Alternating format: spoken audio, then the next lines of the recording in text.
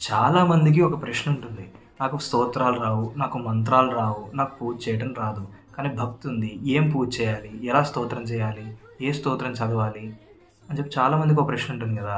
ఈ ప్రశ్నలకన్నిటికీ సమాధానంగా ఆది శంకరాచార్యులు దేవి అపరాధ క్షమాపణ స్తోత్రం అని ఒక స్తోత్రం రాశారు. అందులో అంటారు, నమంత్రం నో యంత్రం తదపి చ న జానే స్తుతిమహో. అమ్మ నాకు మంత్రం తెలీదు. నో యంత్రం నాకు యంత్రాలు కూడా తెలీదు. తదపి చ న జానే స్తుతిమహో. అమ్మ నిన్ను స్తుతించడానికి నా దగ్గర ఒక స్తోత్రం తెలీదు. నాకు స్తోత్రం చేయడం రాదు. నచాహ్వానం ధ్యానం తదపి చ న జానే స్తుతికథాః. అమ్మ ఆ ఆవాహనం ఈ ఆవాహనం అంటుంటారు. నాకు అవన్నీ ఏం తెలీదు. ధ్యానం చేయడం కూడా తెలీదు. స్తుతికథాః అంటే ఒక పురాణ ఇతిహాసాలు కూడా తెలీదు. నజానే ముద్రాస్తే తదపి చ న జానే విలపనం. అమ్మ ఆ ముద్రలు వేస్తే ఎనర్జీ స్టిమ్యులేట్ అవుతుంది ఇవి అని చెప్తుంటారు. నాకు ఆ ముద్రలేం తెలియదమ్మా.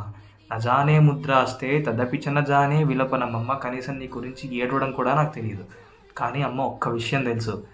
పరంజానే మాతః. ఒక్క విషయం తెలుసు. ఏంటది? త్వదనుసరణం క్లేశహరణం. నేను అనుసరిస్తే అంటే నిన్ను ఆశ్రయించి నీ చెయ్యి పట్టుకుంటే క్లేశహరణం, ఎలాంటి బాధ అయినా తొలగిపోతుంది, ఆనందంగా బతకచ్చు. ఇది శంకరాచార్యుడు మొదలు పెడతారనమాట ఈ స్తోత్రంతో. తర్వాత చాలా స్టాంజాస్ ఉంటాయి. అన్ని స్టాంజాస్లో ఒక లైన్ కామన్ ఉంటుంది. కుపుత్రో జాయేత క్వచిదపి కుమాతాన భవతి. అమ్మ ఎక్కడైనా చెడ్డ కొడుకు ఉంటాడు కానీ చెడ్డ తల్లి ఉంటుందా? నన్ను అనుగ్రహించు అని. అద్భుతమైన స్తోత్రము. ఈ స్తోత్రం భక్తితో చేస్తే అమ్మవారి అనుగ్రహం కలిగి మనకు ఎలాంటి కోరికలైనా నెరవేరుస్తుంది. రేపు మూలా నక్షత్రము, ఎల్లుండి దుర్గాష్టమి, నవమి, దశమి అద్భుతమైన రోజులు కదా. ఈ స్తోత్రాన్ని మనం పారాయణ చేద్దాం. తెలియని వారికి షేర్ చేసి చదవమని చెప్తాం.